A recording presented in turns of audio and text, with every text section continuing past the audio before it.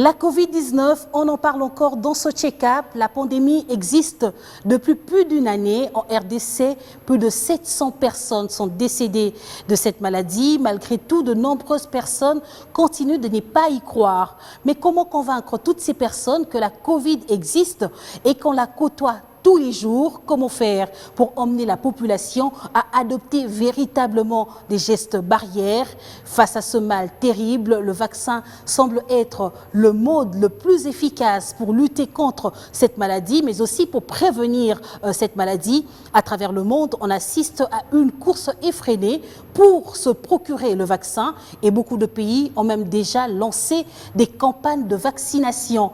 À ce sujet, la République démocratique du Congo semble être à la traîne, mais il faudrait d'abord et en plus vaincre la méfiance de la population vis-à-vis de la vaccination. On en parle dans ce check-up juste après ce reportage avec notre invité. Alors que plusieurs pays s'activent pour vacciner leur population contre la Covid-19, en République démocratique du Congo, c'est presque le silence. Pourtant, le pays avait réceptionné le 2 mars dernier un lot de 1,7 million de doses pour une vaccination initialement prévue le 15 mars.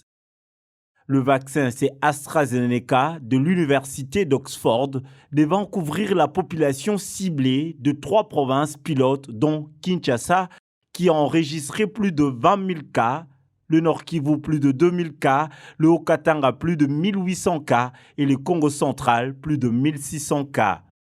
Malgré ce tableau, on ne sait toujours pas quand est-ce que le pays va débuter sa campagne de vaccination. Cette léthargie fait suite aux inquiétudes sur les effets secondaires causés chez certains vaccinés en Europe. La RDC, pour des raisons de précaution, avait décidé de reporter sine die sa campagne de vaccination en mettant en place un comité scientifique qui doit décider sur le sort du lot de vaccins AstraZeneca déjà disponibles au pays. Mais où en sommes-nous? Un mois après la réception de ces vaccins en RDC, on se pose également la question sur sa conservation, sa durée de péremption, mais surtout son efficacité. Ces vaccins doivent être conservés du niveau ici central jusqu'au niveau du site d'utilisation à une température de plus de à plus 8 degrés Celsius pour garder au fait son efficacité. C'est une raison pour laquelle même on a fait le choix de ces vaccins-là au niveau du pays, tenant compte de nos conditions de conservation pour lesquelles on conserve tous les autres vaccins qu'on donne, que ce soit pendant la vaccination de routine, que ce soit pendant les campagnes de vaccination. Donc nous sommes sûrs et rassurés que ces conditions-là de conservation seront au fait respectées pour que même ces vaccins puissent garder son efficacité lorsqu'on va l'administrer à une personne. Nous attendions recevoir au moins 7 millions de doses de vaccins dans un premier temps.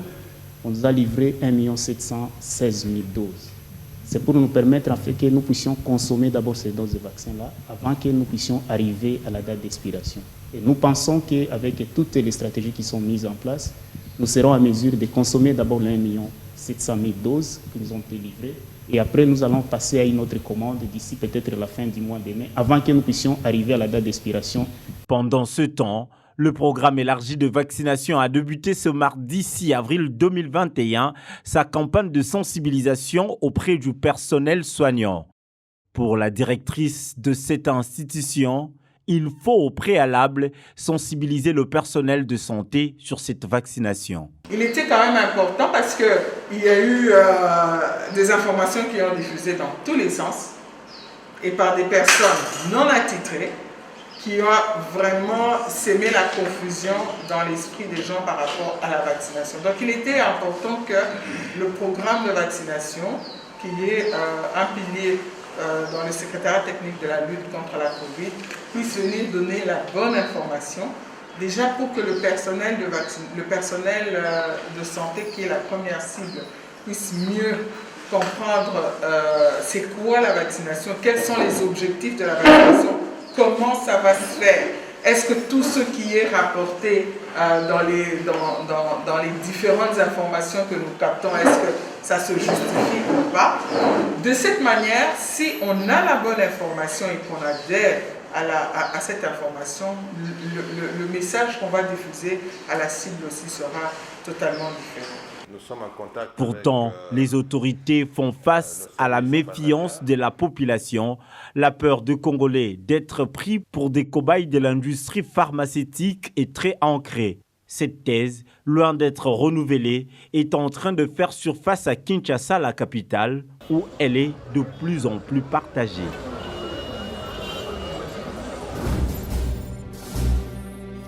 La Covid-19 circule encore et on la côtoie tous les jours. Malheureusement, il y a des gens qui n'y croient pas ou n'y ont jamais cru. Je reçois sur ce plateau de check-up le docteur Barthélémy Munkana Matadi, médecin urgentiste et engagé dans la sensibilisation contre la Covid-19. Bienvenue sur ce plateau de check-up. Merci, madame. Docteur, vous vous êtes engagé dans la sensibilisation contre cette pandémie qui a déjà tué plus de 700 personnes en République démocratique du Congo, des milliers de personnes dans le monde. Qu'est-ce qui vous motive? Merci de me recevoir sur votre plateau. C'était un honneur pour moi. Et j'aimerais saisir cette opportunité pour dire pourquoi je me suis engagé dans la lutte contre le Covid ou la Covid-19. Au fait, c'est par souci de servir, par souci de me rendre utile à ma communauté. Je reviens d'un pays qui compte parmi les plus touchés sur l'ensemble de notre planète, la République sud-africaine. Au fait, j'y me suis rendu pour une formation en maladies infectieuses, option VIH/SIDA. Et à la fin de ma formation, j'ai eu l'opportunité de participer à des séminaires bénévoles sur la prise en charge de Covid-19. Et par la même occasion, j'ai eu à côtoyer un tout petit peu, à travailler dans la riposte, et spécialement dans l'unité de triage. C'est à force de faire les choses, je me suis exposé, infecté, j'ai fait la maladie dans sa forme la plus grave. Et même après, je n'ai pas baissé les armes. J'ai continué à m'intéresser à cette pandémie parce que je me suis dit que je serais de retour un jour chez moi, au pays, et on me posera sûrement la question de savoir en quoi veux-tu être utile, parce que nous sommes... Qu'est-ce que vous apportez? Qu'est-ce que vous apportez de plus? C'est pour cela que je suis vite revenu et voilà, je me suis mis dans le bain. C'est par souci de servir, je dirais. Vous êtes revenu au Congo. Un problème qui est courant chez nous, c'est que la population est un peu sceptique. Il y a quand même les croyances qui freinent au fait la sensibilisation ou même la lutte contre cette pandémie. Est-ce que vous avez également fait ce constat dans votre vie quotidienne? Vous êtes urgentiste. Lorsque vous recevez les malades, est-ce que vous sentez que les gens n'y croient pas trop? Le scepticisme, les émotions négatives existent partout. Et elles entourent la pandémie, en fait. Depuis le début de cette pandémie, plusieurs voix se sont levées pour évoquer déjà le vaccin. Et la population en général se dit, comment peut-on parler d'un vaccin tout au début d'une maladie? Donc il y a quelque chose. La plupart d'entre nous se sont mis à imaginer des théories complotistes. Et c'est de là que c'est vite parti. Il y a eu plusieurs campagnes médiatiques en ligne, on les appelle les lobbyistes. Ils ont poussé très fort jusqu'à impacter sur notre manière de concevoir la maladie. Et c'est de là que c'est parti. Ce n'est pas seulement qu'au Congo, mais c'est partout dans le monde. Et je crois qu'il faut commencer par travailler le mental de la population. Mais justement, parlons concrètement de la situation de notre pays. Vous dites que c'est partout dans le monde. Il y a eu une certaine méfiance, il y a eu des lobbies qui se sont levés, surtout à travers les réseaux sociaux. Mais docteur, par rapport à la RDC, aujourd'hui, beaucoup de gens continuent à ne pas croire à l'existence de la maladie. Est-ce qu'il y a eu un souci au niveau de la communication, un manque de moyens, un manque de stratégie? Qu'est-ce qui a été à la base? Plusieurs autorités dans le monde ont commis des erreurs sur le plan de la communication. Exactement. Des stratégies ont posé problème, d'autant plus que personne ne savait ce qui s'est passé exactement. Personne ne savait définir avec des propres termes ce que c'était cette pandémie. Il y a eu tellement d'hésitations que, bon, voilà, la plupart des autorités ont commis des erreurs sur le plan de communiquer avec avec leurs gouvernés, avec la population. Ce n'est pas seulement qu'au Congo. Et je pense que définir la stratégie de communication rend possible la réussite de la riposte dans chaque pays. Donc c'est les pays qui ont été les plus forts, les plus clairs, les plus transparents dans la communication ont pu maîtriser, ont pu faire passer le message sans trop de difficultés, et la population leur a fait confiance, et c'est comme ça qu'ils ont très vite évolué. Et je crois que si l'autorité peut réajuster ce tir-là, je pense qu'on peut réussir tout le reste comme Lorsque programme. vous parlez d'un réajustement, donc vous êtes d'avis, vous êtes du même point de vue que ceux qui pensent qu'il y a eu un problème, un sérieux problème en RDC sur le plan communicationnel.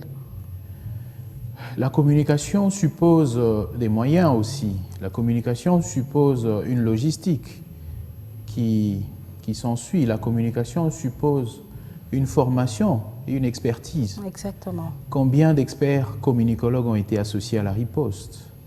Je ne le sais peut-être pas encore en ce moment parce que je viens de revenir. C'est ces personnes qui ont appris à communiquer, à parler aux gens en termes simples, précis et clairs, qui sont habilités à maîtriser les risques dans la communication. Ce n'est pas moi, médecin, qui ai appris la physiopathologie, le traitement, les complications d'une maladie, ce n'est pas à moi d'expliquer certains termes.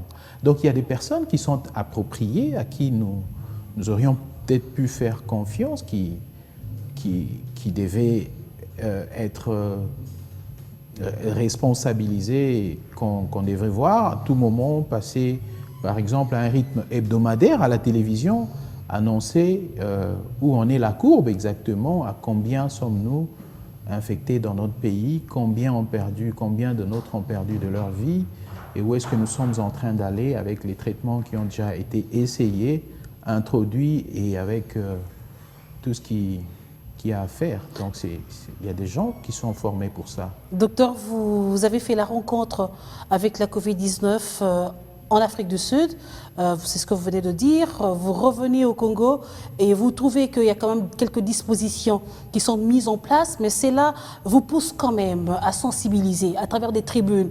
On vous voit de temps en temps sur les réseaux sociaux parler de ce problème. Aujourd'hui, lorsque vous analysez la situation, ça rejoint un peu ma précédente question. Est-ce que vous pensez que le gouvernement congolais s'en sort bien? Je pense que nous devons avoir la culture du respect des autres. Nous devrions respecter ce qui a été fait, abattu ici dans notre pays par la riposte. Je suis personnellement bien placé pour le dire, parce que je viens d'un pays, qui salue tout le temps le travail qui est fait par nos immunologistes, nos virologues ici. Et il faut respecter ce que les autres ont abattu. Et aussi saluer dans des travail. conditions très difficiles, j'ai quand même trouvé des structures en place, des centres de riposte qui sont très bien organisés, avec un personnel qui a été entre-temps formé pour la cause. Je salue cette organisation personnelle, mais je pense qu'au-delà de tout ça, il y a toujours moyen de mieux faire. Qu'est-ce qui manque? Mieux faire, par où commencer? C'est où que vous avez déniché quelques problèmes pour qu'on puisse mieux faire, justement? Peut-être ajuster notre plan de communication stratégique et peut-être former davantage. Nous allons parler peut-être sûrement du vaccin dans cette émission. Donc il y a toujours moyen de former davantage, de travailler sur le recrutement, la formation des superviseurs, la formation continue, les plateformes en ligne se développent tous les jours. Il y a toujours moyen de faire mieux. Le vaccin, on en parle déjà dans cette émission. Ça fait quand même un mois depuis que le pays a reçu son premier lot de vaccins grâce à Gavi et Covax, mécanisme Gavi et Covax. Une année après, pour raison de précaution, le pays avait quand même retardé sa campagne de vaccination, mais qui jusque-là ne commence toujours pas. Ça nous inquiète quand même. Il faut d'abord savoir pourquoi il faut vacciner.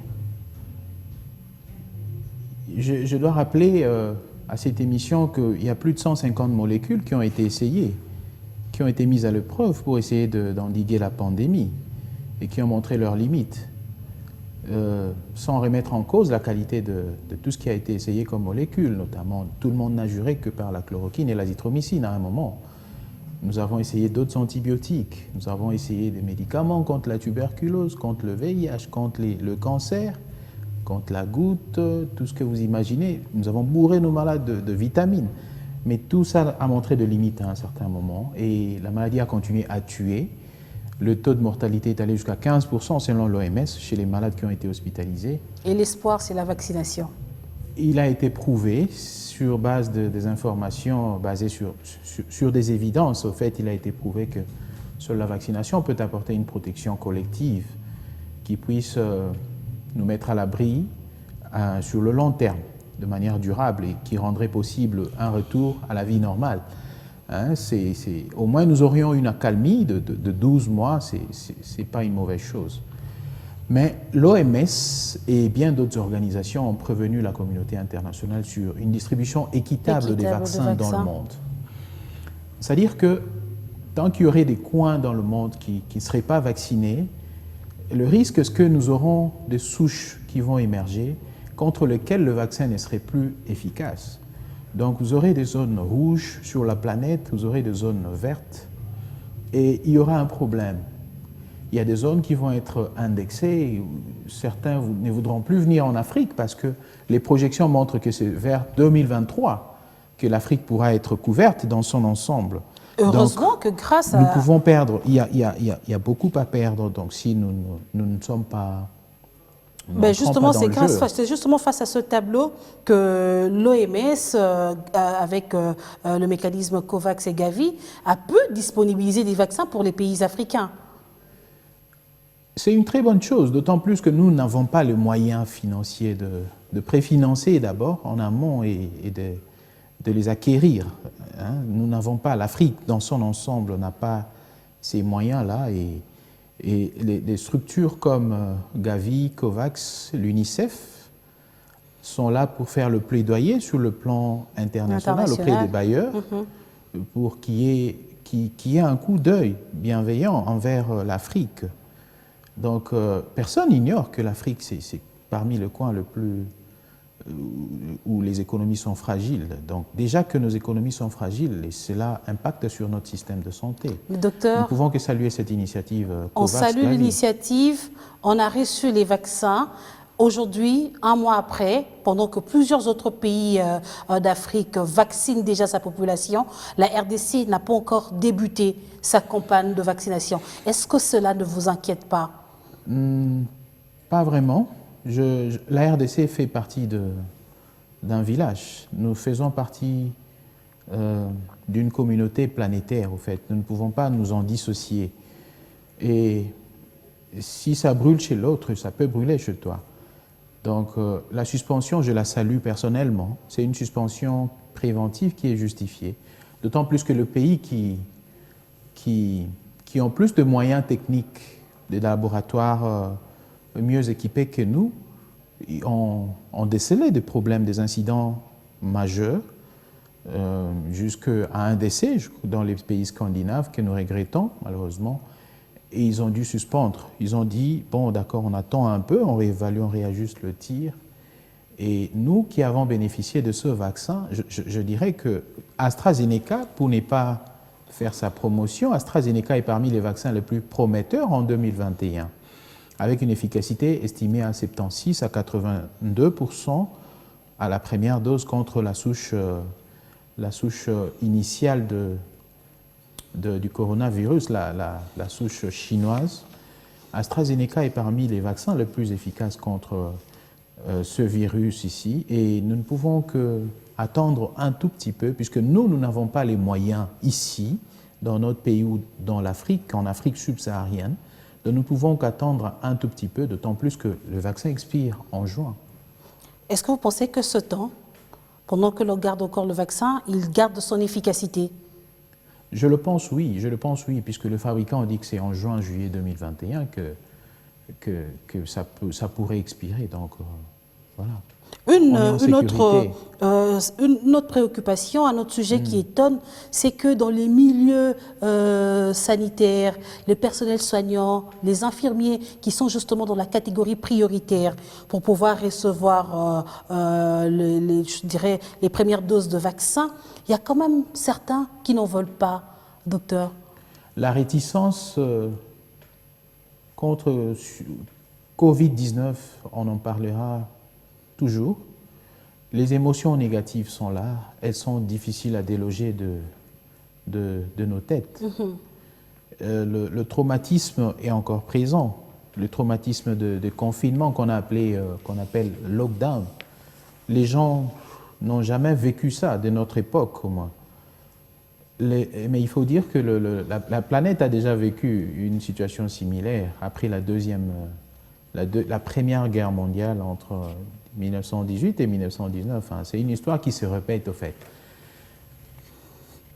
Les hésitations, c'est difficile à faire partir. J'ai déjà du mal dans ma propre famille à convaincre les gens. Déjà du mal dans mon unité de soins à convaincre les gens. Dans mon culte, mon lieu de prière, c'est très compliqué. Vous n'êtes peut-être pas convaincant? On me regarde, voilà. On dit, mais docteur, est-ce que ça va dans ta tête là? Vraiment, tu es revenu seulement pour nous parler vaccin. Il n'y a pas mieux à faire.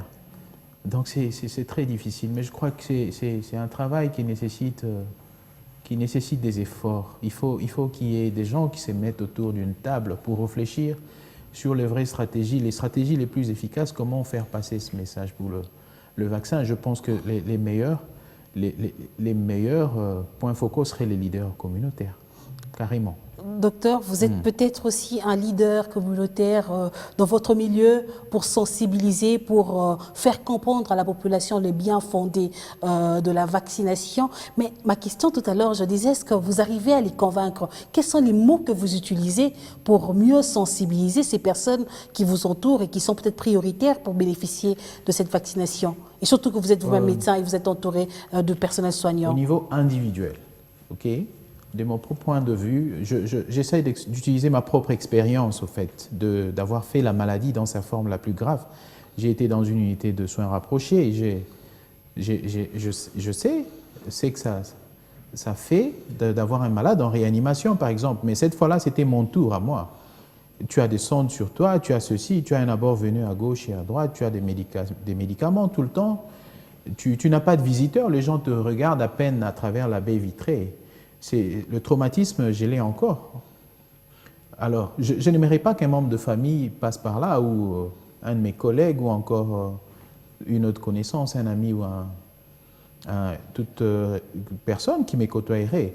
J'essaye, à mon niveau, d'utiliser ma propre expérience, d'interpeller ceux qui me connaissent, ceux qui me côtoient. J'ai dit, vous avez vu dans quel état je suis revenu? J'ai fait le Covid. Et j'ai fait ce qu'on appelle les lingering symptoms, donc le long Covid. C'est-à-dire tu testes négatif, mais tu ne sens pas ton corps. Non, mais tu as l'impression, madame, que ce n'est pas ton corps ne t'appartient plus. Tu te réveilles, tu es fatigué, tu as une asthénie physique que tu ne sais pas expliquer, tu as une vision floue, tu n'as toujours pas de goût, tu n'as pas les odeurs que les autres sentent, tu ne sais pas expliquer tout ça. Alors je n'aimerais pas que cela se répète ou que je sois en train d'endurer en voyant un membre de famille. J'essaye de passer également par mes petites missives, là, mes petites chroniques à la presse écrite ou encore en ligne. J'essaye de forcer la note et peut-être que je passerai également par des communautés religieuses. Je suis en train d'y réfléchir, mais la plus grande responsabilité reviendrait à l'État congolais. Quelles sont vos attentes en faisant cette sensibilisation? Vous voulez attirer l'attention sur vous? J'aimerais juste être quelqu'un d'utile à sa communauté. C'est tout ce que j'attends de moi-même. C'est tout ce que je peux attendre de ceux qui me suivent. C'est par souci de servir que je me présente là devant vous. Et ayant vu ce qui s'est fait ailleurs, pourquoi ne pas apporter une touche? Voilà, c'est tout ce que je me dis. Vous avez fait la Covid-19, une maladie, on dira, qui n'immunise presque pas, ceux qui ont été victimes. Est-ce qu'aujourd'hui, on doit dire que Dr Barthélémy Moukana est candidat à la vaccination? J'ai des problèmes déjà avec ma femme. Là. Quand je dis que je vais recevoir des vaccins, voilà. Et tout de suite, ça éclate. J'ai même suivi sur les réseaux sociaux. Vous savez, il est très difficile de discerner le message authentique sur le vaccin actuellement sur les réseaux sociaux du faux. J'ai vu quelqu'un parler de 7 ans. 7 ans, il donne 7 ans à ceux qui auront reçu le vaccin. Bah, écoute, j'aimerais bien vivre les 7 prochaines années après avoir reçu ma première dose de vaccin. Et mourir après 7 ans, si seulement cela est vrai. Docteur, vous êtes urgentiste, je le disais, dans une clinique de la place, une clinique qui a aussi été ciblée pour recevoir les malades de la Covid-19. Est-ce qu'on peut savoir actuellement c'est quoi la situation? Est-ce qu'il y a toujours l'engouement, de plus en plus de malades qui viennent, pas forcément pour la Covid, mais pour d'autres pathologies? Pour être honnête, il y a presque un mois maintenant, on a reçu un malade qui est venu hors zone, au fait, qui est venu en dehors de Kinshasa, qui est venu de la province, de notre province. Ça, c'est il y a presque un mois. Et il y a une semaine, un autre malade a testé positif, mais il a signé une décharge pour partir. Mais il y a des structures qui sont mises en place pour tracer ces malades-là. Et tout de suite, nous informons à l'équipe de la riposte qui informe à la zone de santé. Donc, c'est des mécanismes qui fonctionnent presque automatiquement. Aujourd'hui, le pays... L'engouement, comme je l'ai vu là, à mon retour de la République sud-africaine, ce n'est plus... Donc je peux dire que la courbe est en train de s'aplatir. De s'aplatir. Et la place au vaccin maintenant. Aujourd'hui, est-ce qu'on connaît les molécules qui sont utilisées chez nous en RDC? Est-ce qu'on est resté avec azithromycine, chloroquine? Le protocole, il y a un protocole qui fonctionne avec la riposte nationale. Là. Il y a la chloroquine, jusqu'à preuve du contraire. L'azithromycine est là. Et un antibiotique, la ceftriaxone, quand vous avez par exemple une atteinte pulmonaire. Et vous avez bien d'autres produits tels que le zinc, par exemple, qui aide à booster l'immunité. Vous avez des antipyrétiques. Je crois que c'est le protocole national. Le protocole national qui, je dirais, marche, on doit le dire. Il marche, oui, il marche. Docteur, je reviens à vos campagnes de sensibilisation. Vous êtes diplômé en maladies infectieuses, particulièrement sur ce qui concerne le VIH-Sida, mais vous vous êtes décidé de sensibiliser sur la Covid-19. Est-ce qu'on peut savoir pourquoi? Pourquoi ne pas parler du VIH-Sida qui continue aussi à faire des victimes, surtout du côté des jeunes? Qu'est-ce que vous attendez au fait? Le VIH, nous vivons avec depuis 4 décennies déjà. Donc je peux dire que le VIH, en ce moment, n'est peut-être pas encore... Nous n'avons pas encore une solution idoine, au fait. Les ARV nous permettent d'avoir une vie de qualité, en attendant un traitement définitif, un traitement formel. Mais en ce Pourquoi moment, pas une vaccination? C'est un projet. C'est un projet. Le monde vit est secoué par une pandémie, en fait, qui nous a impacté sur tous les plans, sur le plan social, sur le plan économique, sur le plan psychologique, sur le plan sanitaire. Venant d'une république, d'un pays qui a été affecté, je me dis, bon, j'ai commencé à m'y intéresser depuis là-bas, c'est pas seulement ici. Et puis bon, voilà, en arrivant, je me dis, je peux apporter ma pierre, pourquoi pas. Mais pour ce qui est du VIH, j'ai des projets, j'ai un livre qui est en ce moment sous presse, en fait, en correction, dans une maison d'édition de la place, et avec en tête d'autres projets comme ça pour sensibiliser, par exemple, les jeunes filles, les adolescentes qui vivent dans les communautés les plus défavorisées de notre capitale sur les infections sexuellement transmissibles, le VIH, et pourquoi pas les autonomiser un jour. Donc des projets comme ça. Mais pour le moment... Actualité oblige. Actualité oblige, laissez-moi me rendre utile Vous consacrez en parlant Covid. à la Covid-19. S'il vous plaît. Est-ce que vous pensez que le pays pourrait, dans les tout prochains jours, commencer une campagne de vaccination, toujours avec le vaccin qu'on a, ou bien il faudrait solliciter une autre demande, d'autres vaccins pour être sûr de la réussite? Déjà que les pays qui ont suspendu préventivement, en Europe par exemple, ont déjà repris. Oui. Donc je me dis qu'il y a des chances que nous reprenions aussi, parce que nous dépendons parfois de ce qui s'est fait ailleurs.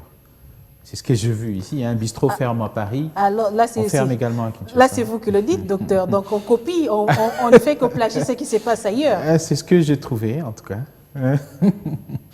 C'est ce que j'ai trouvé, en tout cas. Ça n'engage que vous.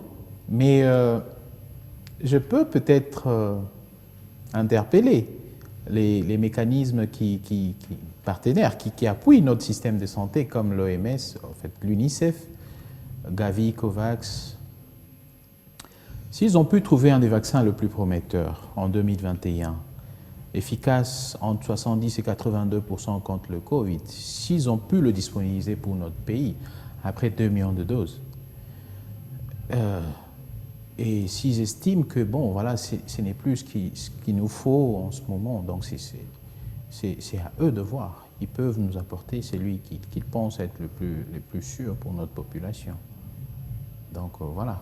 Mais on sent quand même qu'il y a un silence du côté de nos autorités par rapport à ce sujet. sujet. C'est curieux. Bon, peut-être que on est en train de se préparer à partir, remplir déjà ses bagages, parce que tout le monde, ce dimanche, j'étais de service, j'étais de garde, mais tout le monde était sur sa radio, sur WhatsApp pour attendre la publication du nouveau gouvernement. Vous comprenez que c'est très difficile de solliciter ou de mettre trop d'expectations sur ceux qui sont en train de partir. Nous ne pouvons que souhaiter une très bonne chance à ceux qui vont arriver bientôt. Vous parliez de la situation générale de la maladie en disant que la courbe est en train de s'aplatir, de moins en moins de cas. Est-ce qu'on doit dire qu'on pourrait calmement se reposer et ne pas craindre une troisième vague? C'est là le piège.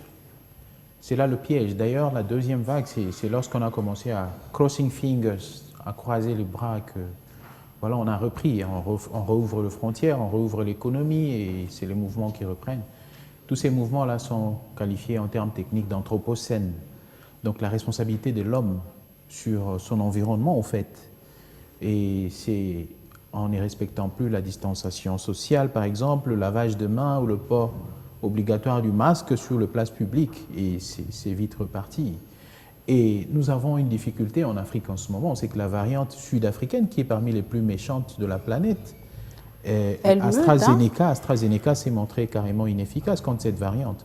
Or, vous avez un tel flux migratoire vers la République sud-africaine, des entrées et des sorties en République sud-africaine, que voilà, il faut faire un tour vers l'Afrique australe pour voir combien de personnes sont en train de quitter Lubumbashi, par exemple, via Kasumbalesa, Lusaka, ainsi de suite, Chirundu, qui entre par Messina, Djobour. Les gens qui sortent, les gens qui entrent, vous avez tout ça là. Il faut voir compter le nombre de Congolais ou des Congolaises qui vont à Dubaï, qui en reviennent. On risque de se retrouver avec un vaccin qui ne servira à rien. Je pense qu'il y aura, à l'allure où vont les choses, tant que nous ne prenons pas nos responsabilités, il faudrait s'attendre à des vagues successives. Il y aura une troisième et une quatrième vague, à l'allure où vont les choses, sans être prophète des malheurs. Docteur, on va finir cet entretien. Est-ce qu'aujourd'hui, pendant que vous étiez en train de parler, vous semblez interpeller un peu le gouvernement, ceux qui doivent s'investir pour une lutte efficace. Avant que nous puissions finir cette émission, vous pourrez peut-être lancer encore une fois un message aux autorités, aux décideurs, mais aussi à toute la population, surtout celle qui est prioritaire pour bénéficier du vaccin lors de la campagne de vaccination qui pourrait, je le dis, commencer bientôt. Oui, merci. S'il faut que je dise un mot à ma communauté, j'aimerais passer un message de rassurer, au fait, la communauté qui me suit en ce moment. C'est que le vaccin n'est pas obligatoire. Il n'y a que les personnes qui seront les plus vulnérables, les plus à risque de développer les formes les plus sévères qui sont éligibles. Les plus il s'agit en fait de personnes âgées, 65 ans, 70 ans et plus. Nous sommes vulnérables en tant que professionnels de santé, donc nous sommes déjà candidats au vaccin, en commençant par moi. Et puis, vous avez toutes ces personnes qui portent des maladies associées, l'hypertension artérielle, le diabète sucré, l'obésité, vous avez la tuberculose, le VIH-Sida et le cancer, par exemple. Toutes ces maladies qui dépriment en fait notre immunité. Et un vaccin, comme tout autre produit, est fabriqué dans un laboratoire. Il est soumis à des contrôles rigoureux. Il passe par des tests qui sont faits sur des animaux, qui sont ensuite reconduits sur des êtres humains. Il y a des gens qui acceptent, il y a des témoins, donc qui reçoivent le placebo, et puis il y a des vrais malades. D'où le terme cobaye, oui, qui énerve beaucoup des Congolais. Oui, mais bon, nous n'aimons pas trop ce terme-là qui paraît parfois un tout petit peu, qui dérange au fait. Ces personnes ont été formées. Je ne pense pas que les personnes qui fabriquent les médicaments sont là pour nous nuire. D'autant plus que notre métier, nous prêtons serment pour ne jamais nuire. Donc, nous sommes appelés à ne faire que du bien. Un message aux décideurs? Aux décideurs, je pense que sur le plan continental, nous avons besoin d'un système de santé efficient qui réponde aux attentes de ces populations. Et cela passe par des efforts. Il faut de la résilience. Il faut des efforts financiers pour appuyer, venant des politiques, pour appuyer les secteurs santé. Il faut appuyer la recherche fondamentale. Il faut acquérir des structures. Il faut qu'il y ait des infrastructures appropriées qui nous permettent de faire du bon travail, de manière à ce que nous soyons respectés par les autres. Il faut qu'il y ait une gouvernance responsable. Et pourquoi ne pas booster le budget qui est alloué à la santé? J'aimerais un jour voir se développer sur le sol africain nos propres médicaments, pourquoi pas nos propres vaccins. Il faut rêver, il n'est pas interdit de rêver. Et ceci nous permettrait de faire face en même temps aux enjeux sanitaires actuels et d'anticiper nos interventions pour tout ce qui viendrait après, parce que nous ne sommes toujours pas à l'abri des pandémies ultérieures. Donc si nous sommes sérieux avec vous-même, les autres vont nous prendre au sérieux et nous respecter. Et on va arrêter le plagiat, comme vous le disiez tout à l'heure. Ça ne sert à rien de fermer nos bistrots ou nos églises, puisqu'elles ont fermé en France ou à Paris. Et le couvre-feu, ça sert à quelque chose, parce qu'il y a couvre-feu ailleurs? Je suis très mal placé pour y répondre, mais à Brazzaville, on me dit que ça commence à 18h, au Maroc à 20h. Mais bon. Ici, chez nous, un peu plus tard? Un peu plus tard, mais ça sert vraiment à quelque chose? Question mark. C'est à vous de nous le dire. Docteur Barthélémy Moukana, merci beaucoup d'avoir répondu à notre invitation. Je rappelle à tous nos téléspectateurs que vous êtes médecin urgentiste, mais plus engagé dans la sensibilisation contre la Covid-19. Avec vous, nous avons encore essayé de sensibiliser la communauté, la population tout entière sur cette maladie qui circule encore dans nos milieux. Merci d'être venu sur ce plateau. C'est moi qui vous remercie et je n'hésiterai pas à répondre à une prochaine invitation. C'était un honneur pour moi. Et voilà, ce check-up est fini. Je vous retrouve très prochainement sur B1 Télévision.